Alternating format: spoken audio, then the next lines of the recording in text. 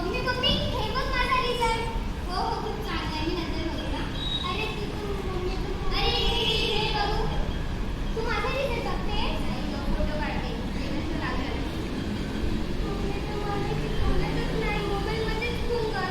पप्पा पप्पा हे बघा माझा रिझल्ट. हो खूप छान आहे. माझा फोटो कामात व्यस्त आहे.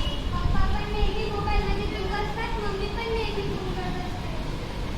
तेव्हा काश तुम्हाला मानवाच्या जागेवर मोबाईल तरी बनवलं असतं तर मी माझ्या आई वडिलांकडे दोघांकडे नेहमी राहिली असती.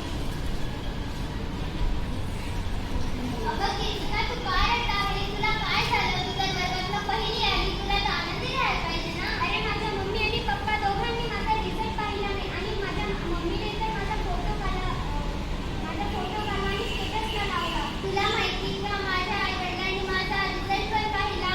माझा वर्गात दुसरा नंबर आला असून त्यांनी मला शाबासकी दिली. माझ्या आवडीचे पदार्थ बनवले आणि विशिष्ट गोष्ट म्हणजे माझ्या वडिलांनी मला शांती हे पुस्तक सुद्धा भेट म्हणून दिलं. तू किती भाग्यशाली आहे. खरंच मी स्वतःला खूप भाग्यशाली समजते. माझे आई वडील व्यस्त असून सुद्धा ते मला वेळ देतात, माझ्याशी बोलतात, माझ्यासोबत खेळतात आणि मला अभ्यासात पण मदत करतात. खरंच खूप भाग्यशाली आहे. माझ्याकडे एवढं असूनही माझ्याकडे काहीच नाही. आता श्यामच्या घरातला एक प्रसंग. श्याम ए श्याम काकू श्याम कुठे गेलाय? आम्हाला पोहायला जायचं. अरे तू सकाळीच गेला पोहायला. पण तो इथे नाहीये. असं कुठेतरी लपला असेल बहुतेक. चल आपण दोघं शोध. श्याम अरे श्याम कुठे लपलास तू? तुला पोहायला नाही जायचं का? होय रे बदमाश इथं लपलायस. तुला पोहायला सांगितलं तर लपून बसला. नाही मी नाही जाणार पोहायला. का नाही जाणार? मला भीती वाटते. जावंच लागेल. नाही मी नाही जाणार.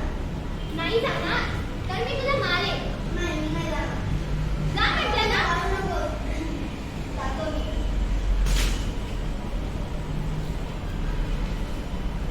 तर पाहिलंच मित्रांनो तुम्ही. आता बघूया आधुनिक घरातला एक प्रसंग.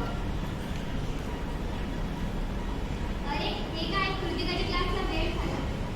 कृतिका सोड तो मोबाईल. चल तुला क्लासला जायला वेळ होतोय. नाही नाही मला क्लासला नाही जायचंय. अगं नाही जायचं तर क्लासला नाही नाही मला क्लासला नाही जायचंय. मला मोबाईल दे. नको बाळा. नाही मला क्लासला नाही जायचंय. मला चॉकलेट दे. अरे बापरे आता हे बघा कधी शाळेत